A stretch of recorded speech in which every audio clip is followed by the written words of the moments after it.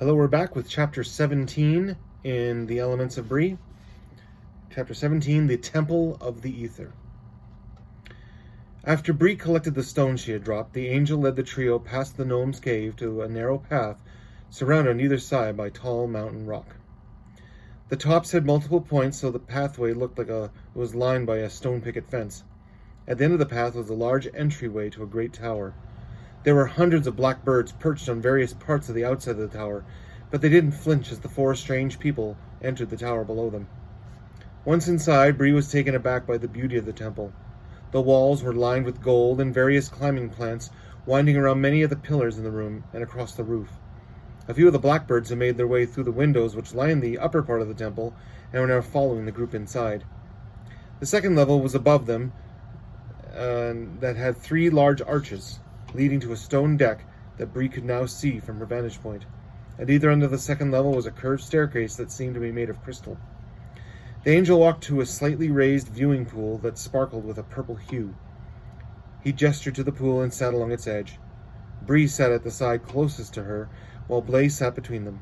Odiana flew to one of the pillars to examine the flowers on the plants winding up them. No one spoke for a while, but the angel ran his hand in the pool gently. "Who are you?" she asked. The angel smiled and looked to Blaze. "Your friend knows who I am, don't you?" Blaze nodded. "This is Samuel, and he's an oracle in this land."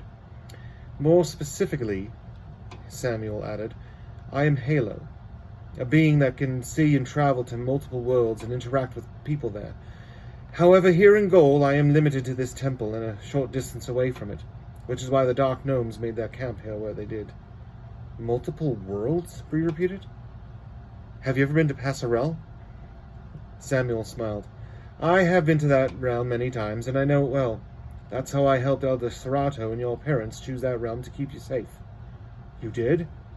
"Well, Elder Serato had the magic. I just provided him with a destination." He then looked to Blaze again and held out his hand. Blaze licked it contentedly. "It was there then when this pup had turned into a small stuffed animal to be with you in that realm." Blaze made a noise that sounded like a purr, which made them both chuckle. "Have you been to worlds other than this one in Passerelle?" she asked. Samuel nodded. "There are many worlds out there. Some are like this one, full of monsters and magic. Others are groups of warriors who can travel in time. I often visit one that has ships that can travel the stars with heroes that wear magic rings. And yet there are even some worlds full of evil so strong I never want to return to them." "Are there more like you?" Samuel shook his head. "As far as I know, I'm the last." Bree looked around and noticed a small room hidden underneath the second level, behind Samuel. "If this is the Temple of the Aether," she began, then is the Aether here?" "No. After Elder Serato and I used the Aether to send you to Passerelle, he and your parents took the Aether and hid it in the Castle Goal." "The Aether is in the one place the pirates have control over?" Samuel nodded. "Yes, and even if they find it, they have no way of accessing it. Only you can." Bree gave Samuel a questioning look. "Shan also said that you used the Aether to give me abilities." "I taught Elder Serato how to use the Aether to help transfer the abilities of the Royal Golian Legion and place them into you. Your parents brought the Legion here, and you were placed in this pool while the Aether floated up there." He pointed to a space above them, halfway up to the roof. "He then took the best of who they were as warriors and placed it into you, leaving them weaker and unable to defend the land as they used to. Soon after, they took you to that alcove over there." He pointed to the room that Bree had seen. "And I helped Serato send you away. Once you were gone, they took the Aether to the castle, and there it remains until today, untouched by Zerum and Regan. That explains why there were dark gnomes in the cave when my aunt found me. They live near here." Samuel stood up and looked around the room. "Sending you to Passerelle took a lot out of me, and Serato as well. So it's not surprising some of these pests found their way in here, and were able to sneak through that tunnel after you. Usually my presence keeps them away." Bree stared into the pool beside her, lost in thought. "Wonder how the sea hag got through." Samuel stared at her for a moment and then came back to the pool. He placed his hand on the surface and concentrated.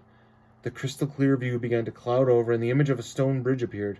It looked very similar to the one at the far end of her aunt's property, where she had killed the sea hag, but the forest around it looked denser. The view changed to show the path of the creek the bridge went over.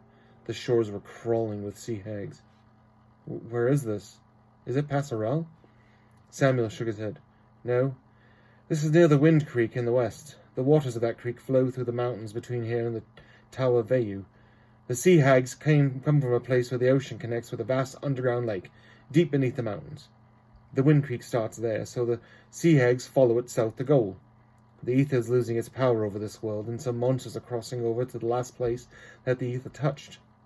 Passerelle, Bree said, and Samuel nodded. How do we stop them? Samuel removed his hand, causing the pool to return to its crystal-clear look. Well, stopping the monsters won't help, he replied. You need to reclaim the elements of Goal.